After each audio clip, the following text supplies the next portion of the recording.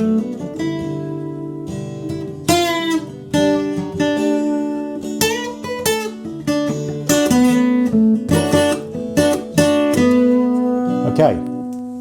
so don't be daunted by that.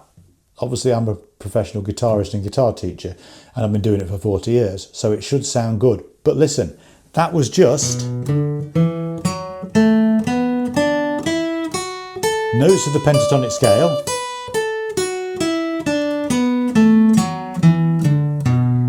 with some hammer-ons, with some pull-offs, with the odd slide and the odd bend. And that's how you get it to sound good. All right, morning everyone, welcome back to the channel. Okay, so today, a quick guitar instructional video, how to use the pentatonic scale. What is the pentatonic scale? How will we apply it? What can we do with it to make our solos sound great? Now, in my career as a guitar teacher, what I find is that this is one of the most daunting things for students to actually take on. How do I do solos, Chris? They'll say, well, how do I make a solo sound convincing? Well, this is how, basically. So, beginner to intermediate guide, how to use the pentatonic scale. So be sure to subscribe for more similar content. So let's get into it. Right, this is the pentatonic scale.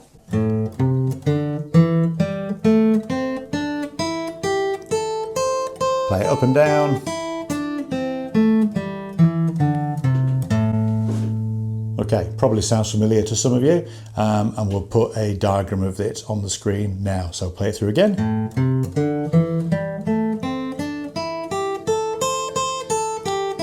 Okay, so why is it called the pentatonic scale? Well, it's because penta, 5, pentagon, 5-sided shape, pentatonic, 5, tonic, tones, 5 tone scales. But Chris, there's more than 5 notes there. No, there aren't.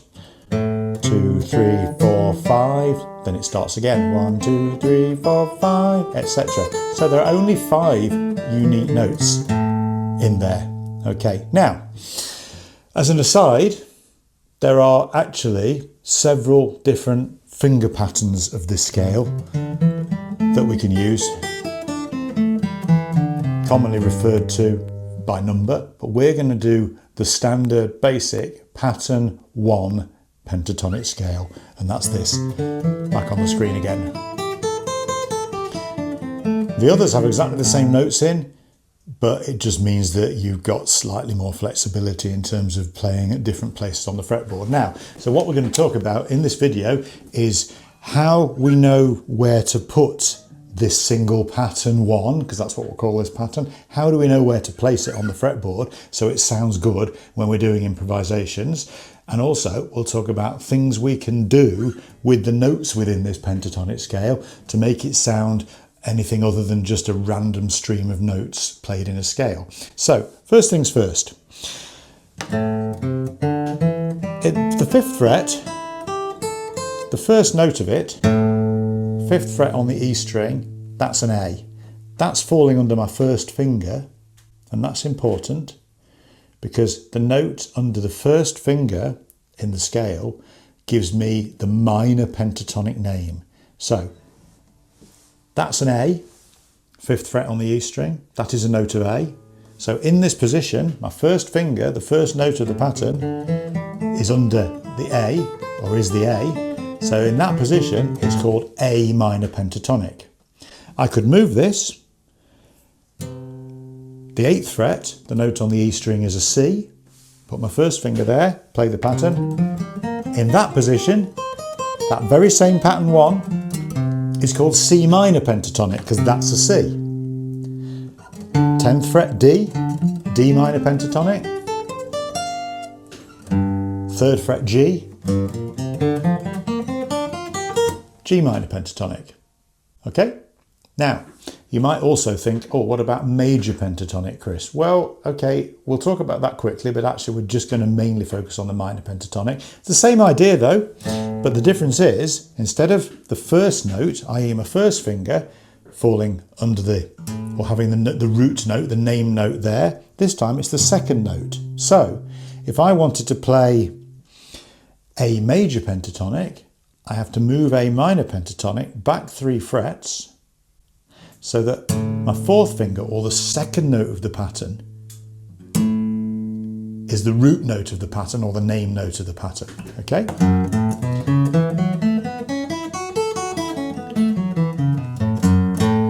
So that would be A major pentatonic there. A minor pentatonic, first finger, A major pentatonic, fourth finger. But to be honest with you, for the purposes of today, let's just talk about the minor pentatonic. And more importantly, let's talk about what we can do. So I'm going to say that I want to play a solo using B minor pentatonic. So I find my B, 7th fret, put the pattern there, first finger, 7th fret. That will be B minor pentatonic. Now, how would I know I want to use B minor pentatonic? Well, when I'm doing a solo, I'm listening for the chords. So I've got a chord sequence. For example, just made that up off the top of my head. It's B minor, G, D, A. But the important thing is what's called the home chord or the root chord is B minor.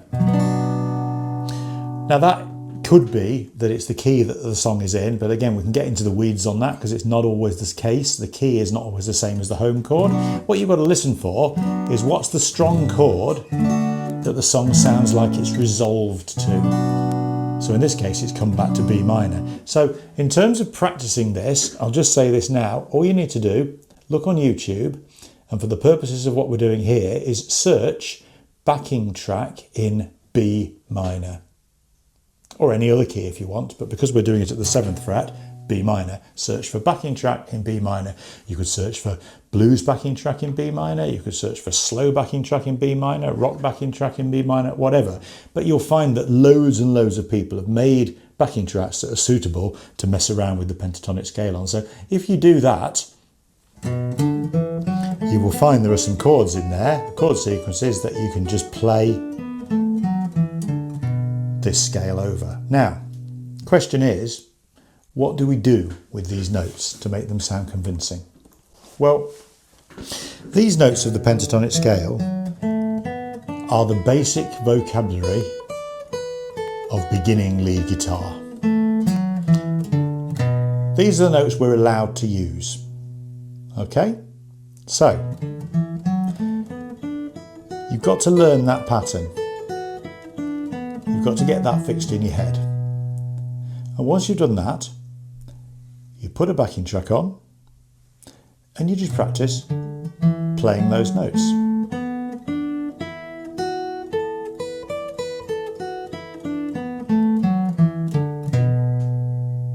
So, let's try that. So what I've done is I've just recorded a loop of those chords. So then, I can play the pentatonic scale, B minor pentatonic, because it starts at the 7th fret. And all I'm doing, I've got this chord sequence, which has got a home chord in B minor, so home chord of B minor, and here I am playing the scale. So what you should do is experiment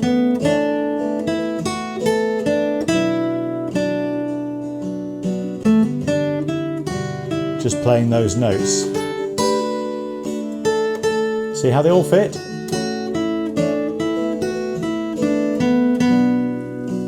Obviously, do that to your heart's content. Put them in a different order, write little melodies. Find yourself a backing track in B minor on YouTube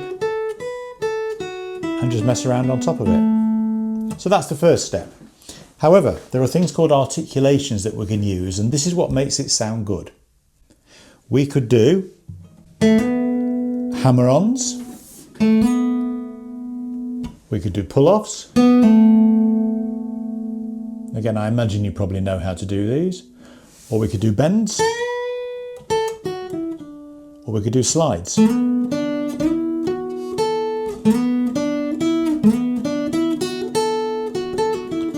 all of those sound good. So there are certain notes that sound best or that work properly. So I'm going to put a diagram on the screen now, which is going to show you which notes you could, I suggest you hammer on or pull off between. And which notes sound good to bend. Because not all of them will work. So you probably already know how to do some hammer-ons, you probably already know how to do some pull-offs, you probably already know how to do some bends, but if not, I'll put on other tutorials which will explain it. But ultimately, let's put the backing track back on. And all I'm going to do is use the notes of the pentatonic scale.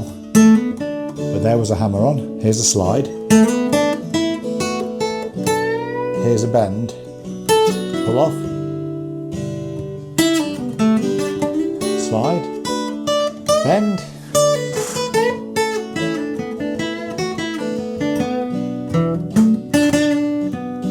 play two together.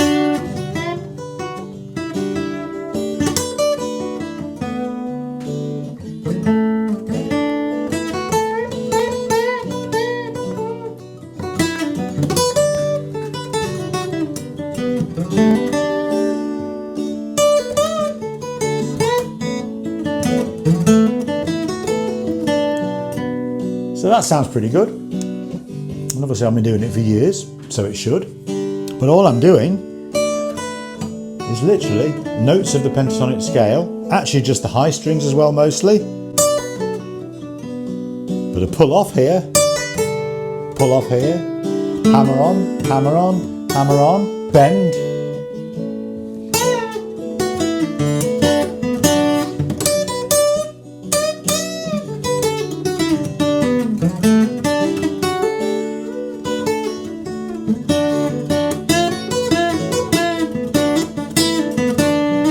Oh, extra one there.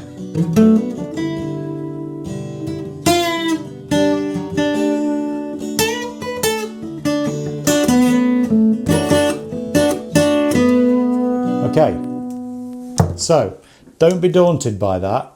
Obviously I'm a professional guitarist and guitar teacher, and I've been doing it for 40 years, so it should sound good. But listen, that was just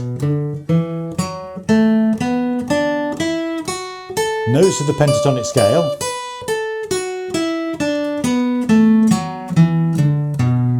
with some hammer-ons, with some pull-offs, with the odd slide and the odd bend.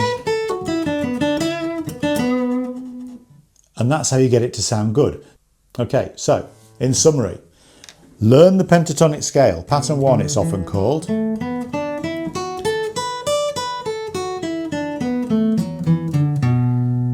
Learn how to put it in the right place based on what the home chord or root chord or sometimes the key of a song is. And if you're in doubt, just look up backing track in B minor in this case, because we're going to do the 7th fret, backing track in B minor, and that'll be something that you can use as a sonic backdrop.